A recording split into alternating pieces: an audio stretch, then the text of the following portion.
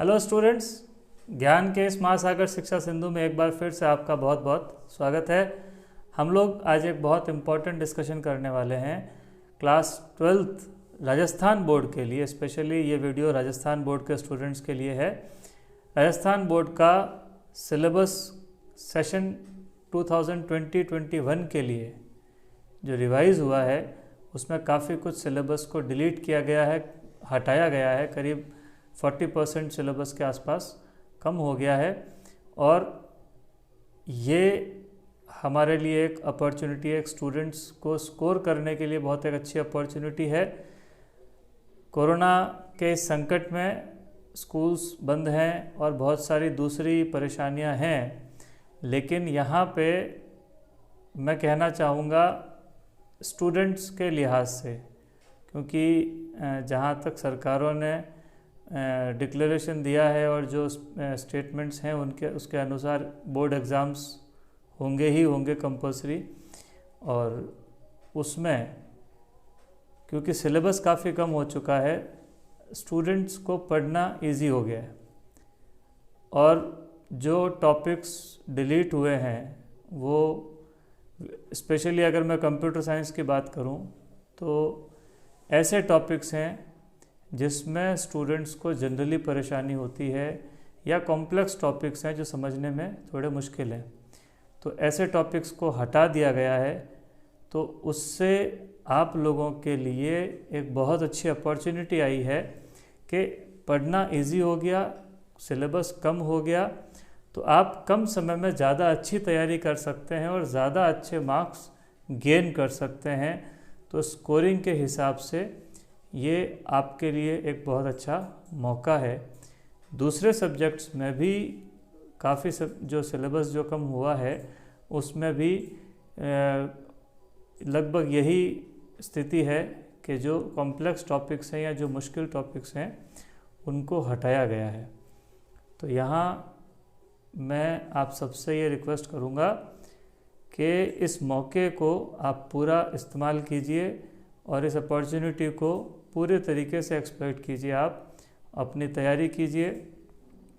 Syllabus जो revised syllabus है, मैं आप लोगों के साथ इसीलिए आज डिस्कस कर रहा हूँ इस सिलेबस को, ताकि आप इसकी बारीकी को समझ जाएं और उसके हिसाब से आगे की अपनी स्ट्रेटजी बना सकें। आपको कैसे पढ़ाई करनी है और कैसे आगे आपको अपने मार्क्स स्कोर करने हैं। तो चलिए हम शुरू करते हैं, बात करते हैं सिलेबस की। तो बुक्स आप लोगों के सामने होगी, आप बुक्स अपने साथ पास रखिएगा, उससे आपको समझ में आएगा कि मैं क्या कह रहा हूँ। तो देखिए, जहाँ तक 12th की बोर्ड की बुक का सवाल है, फर्स्ट हमारा जो चैप्टर है डेटा स्ट्रक्चर का इंट्रोडक्शन है। तो ये तो एज इट इज़ है और बहुत छोटा सा और इजी चैप्टर है, अच्छा चैप्टर है और ये एज इट इज़ रहेगा, इसमें कोई चेंज नहीं हुआ है। और इसके अलावा जो सेकंड चैप्टर है आपका डेटा स्ट्रक्चर का, वो है एरे। तो एरे में जहाँ मुश्किल आती थी वो था पॉइंटर्स, डायनेमिक एलोकेशन, और जो इस चैप्टर को कॉम्प्लेक्स बना रहा था, तो वो सारे टॉपिक्स यहाँ पे हटा दिए गए हैं। हम बात करें चैप्टर नंबर 2 में डीएमए से रिलेटेड यानी डायनेमिक मेमोरी एलोकेशन से रिलेटेड जितने भी टॉपिक्स हैं, स्टैटिक एलोकेशन, डायनेमिक एलोकेशन, या यूँ कह दूँ मेमोरी एलोकेशन से रिलेटेड जितने भी टॉपिक्स हैं, डीएमए और एसएमए यानी कि स्टैटिक एलोकेशन, दोनों ही पूरे तरीके से हटा दिए गए हैं। तो इससे रिलेटेड जो फंक्शंस हैं, मेलॉक, कैलॉक, रीएलॉक, ये सारे भी हट गए हैं अपने आप ही। तो इससे आपको काफ़ी हेल्प मिलेगी, काफ़ी इजी हो गया है। तो सेकंड चैप्टर में अब लगभग सिर्फ बेसिकली 2 ही चीज़ें रह गई। एरे का इंट्रोडक्शन, एरे को बनाना, क्रिएट करना, उसमें जो है वैल्यूज़ इंसर्ट करना, और एक 2D एरे को क्रिएट करना, और 2D एरे का जो इंट्रोडक्शन है वो पार्ट यहाँ पे रह गया है। तो सेकंड चैप्टर भी अब बहुत मुश्किल नहीं रहा। उसके बाद में पॉइंटर्स यहाँ पर जो है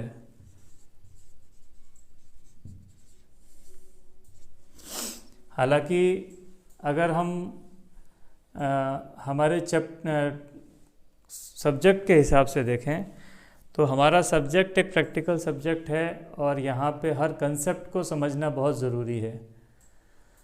तो पॉइंटर जो है एक बहुत बेसिक कंसेप्ट है और बहुत ज़रूरी कंसेप्ट है प्रोग्रामिंग के हिसाब से। तो मैं ये तो नहीं कहूँगा कि ये हटने से अच्छा हुआ, लेकिन क्योंकि डिलीट हो चुका है because it is somewhat difficult to understand, लेकिन बहुत ज़रूरी है पॉइंटर्स प्रोग्रामिंग के हिसाब से।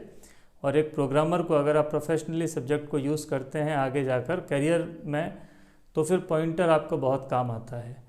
लेकिन यहाँ पे पॉइंटर्स हट चुके हैं। तो पॉइंटर और पॉइंटर से रिलेटेड आगे भी C++ में भी जो भी आगे टॉपिक्स आने वाले हैं उनमें भी पॉइंटर से रिलेटेड जितना भी कुछ था कंसेप्ट वो सब हट चुका है। पॉइंटर से रिलेटेड जितने भी टॉपिक्स हैं वो सब हट चुके हैं। तो यहाँ पर आपको पॉइंटर भी समझने की ज़रूरत नहीं पड़ेगी फ़िलहाल। आगे तो हम अगर कंप्यूटर फील्ड में आप जाना चाहते हो, प्रोग्रामिंग फील्ड में आप जाना चाहते हो, तो पॉइंटर्स की ज़रूरत आपको हर जगह रहेगी।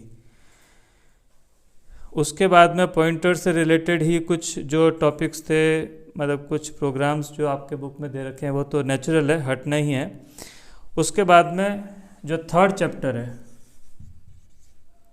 सॉर्टिंग का,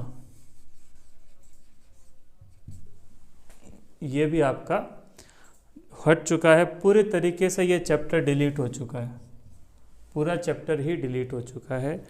तो सॉर्टिंग में आपको कुछ भी करने की ज़रूरत नहीं है। उसके बाद में चैप्टर फोर्थ जो है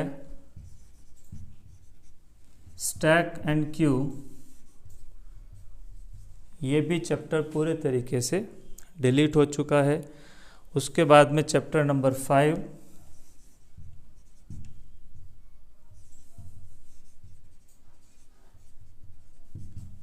लिंक्ड लिस्ट का जो पूरा ही ये चैप्टर भी हट चुका है। उसके बाद में आपके जो चैप्टर्स हैं 6 और 7, ये C++ के चैप्टर्स हैं। C++ का इंट्रोडक्शन है 6 चैप्टर में आपके, और 7th चैप्टर में C++ के ऑपरेटर्स, एक्सप्रेशंस और प्रोग्रामिंग कैसे की जाती है वो सब हैं। तो 6 और 7 चैप्टर्स एज इट इज़ हैं, इसमें कोई चेंज नहीं हुआ है। उसके बाद में 8th जो चैप्टर है यूज़र डिफाइंड फंक्शंस, उस 8th चैप्टर में फंक्शन ओवरलोडिंग का जो पार्ट था, जो मुश्किलें पैदा करता था स्टूडेंट्स के लिए,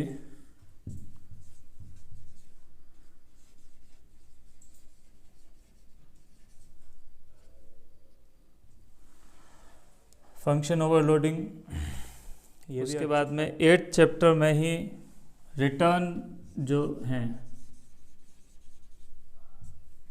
फंक्शन जो वैल्यूज़ रिटर्न करते हैं, तो वो भी पोर्शन यहाँ से हट चुका है। तो रिटर्निंग पॉइंटर्स और ये सब भी यहाँ से आपको पढ़ने की ज़रूरत नहीं पड़ेगी। चैप्टर 9 जो है आपका, उसमें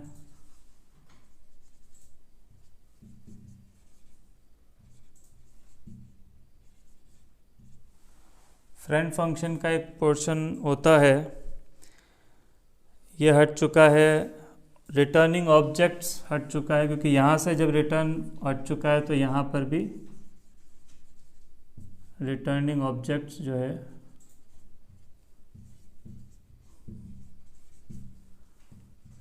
हट चुका है। और क्योंकि पॉइंटर, मैंने बताया आपको पॉइंटर हट चुका है पूरा ही, तो यहाँ पर भी पॉइंटर से रिलेटेड जो एक पोर्शन है पॉइंटर्स टू मेंबर्स, ये भी हट चुका है।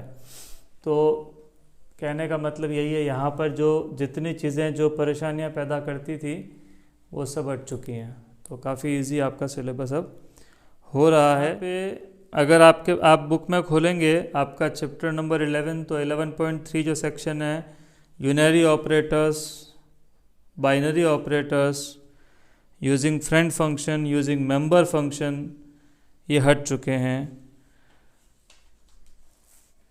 तो इसके बाद में आपका चैप्टर कुछ भी नहीं बच जाता है। जो 11 चैप्टर है उसमें बस सिर्फ 2 पेज का, सिर्फ और सिर्फ 2 पेज वन का आपका ये चैप्टर बचेगा, जिसमें सिर्फ आपको फंक्शन ऑपरेटर ओवरलोडिंग का इंट्रोडक्शन होगा। इसके अलावा यहाँ पर कुछ भी नहीं बचा है। तो बहुत इजी हो गया आपके लिए ये। 12 चैप्टर में इनहेरिटेंस जो है, यहाँ पर सेक्शन 12.8 और 12.9 हाइब्रिड और हायरार्चिकल इनहेरिटेंस, ये दोनों ही हट चुके हैं आपके। तो चैप्टर नंबर 11 और 12 की अपन ने बात की। 11 में overloading, friend functions, member functions वाली यूनरी और बाइनरी दोनों ही हट गए। 12 में हायरार्चिकल और हाइब्रिड इनहेरिटेंस हट गया। उसके बाद में 12 में ही बेस क्लास, जो वर्चुअल बेस क्लास और एब्स्ट्रैक्ट क्लास, ये भी दोनों टॉपिक्स डिलीट हो चुके हैं, हट चुके हैं। तो कुल मिला के चैप्टर नंबर 12 में भी जो मुश्किल पोर्शन थे वो हट चुके हैं। उसके बाद में चैप्टर नंबर 13 जो है, ये DBMS से रिलेटेड चैप्टर है। तो रिलेशनल डेटाबेस में वीक एंटिटीज़ का एक पोर्शन हट गया है। ये उतना मुश्किल तो नहीं था, लेकिन वीक एंटिटीज़ को हटा दिया गया है। और translating ER into relational schema, ER model से या ER डायग्राम से जो है स्कीमा बनाना, यानी कि स्ट्रक्चर टेबल का क्रिएट करना, वो भी हट चुका है। तो वो भी अब मुश्किल नहीं रहा। और एग्जांपल्स ऑफ फंक्शनल डिपेंडेंसीज, यहाँ पे जो डिपेंडेंसीज का एक पॉइंट, वो एक छोटा सा टॉपिक है जो समझने में थोड़ा सा मुश्किल होता है, क्योंकि यहाँ पे नॉर्मलाइजेशन के अंदर डिपेंडेंसीज के ऊपर नॉर्मलाइजेशन रहता है। तो वो फंक्शनल डिपेंडेंसीज का जो पार्ट था वो भी यहाँ पे हट चुका है। और 15 जो चैप्टर है PLSQL, ये पूरा चैप्टर डिलीट हो चुका है। चैप्टर नंबर 15 जो है PLSQL, ये पूरा के पूरा चैप्टर हट चुका है, डिलीट हो चुका है। तो ये प्रैक्टिकल चैप्टर था जो अब पूरा हट गया, यानी कि आपको इसमें कुछ भी करने की ज़रूरत नहीं है। तो ये प्रैक्टिकल पोर्शन की तरफ से आप यहाँ भी फ्री हो गए। तो इस तरीके से आपका जो सिलेबस है ये काफ़ी ज़्यादा रिड्यूस हो चुका है, काफ़ी कम हो चुका है और आपके लिए काफ़ी इजी हो गया है। तो now I think you all should exploit this opportunity very well, and आज से ही आप लोग अपनी प्लानिंग शुरू कर दीजिए। और ये 2021 का जो एग्ज़ाम है, इसमें इसको आप एक अपॉर्चुनिटी की तरह देखिए। मुश्किलें ज़रूर हैं इस सेशन में, पर यहाँ पे आपको उसी के हिसाब से फैसिलिटी भी मिल रही है, आपको उसी का यहाँ पे एक रिवॉर्ड कह सकते हैं हम, आपको मिल रहा है। तो I think you should all go with your studies very well. Practical का सिलेबस भी मैं आपको थोड़ा समझा दूँ। प्रैक्टिकल एग्ज़ाम्स के हिसाब से 30 मार्क्स का एग्ज़ाम ये होता है प्रैक्टिकल का, जिसमें आपका डेटा स्ट्रक्चर से रिलेटेड एक प्रोग्राम रहेगा 8 मार्क्स का, C++ का एक प्रोग्राम होगा 8 मार्क्स का, DBMS से रिलेटेड एक आपका क्वेश्चन आएगा, प्रोग्राम होगा, वो भी 8 मार्क्स का, 4 मार्क्स का। और उसके बाद में प्रैक्टिकल फाइल एक प्रिपेयर हमको करनी होती है, वो 5 मार्क्स की है, और वाइवा जो होगा वो 5 मार्क्स का होगा। इस तरीके से आपका ये जो है मार्क्स डिस्ट्रीब्यूशन यहाँ पे होगा। 30 मार्क्स का प्रैक्टिकल, 70 मार्क्स का आपका थ्योरी पेपर।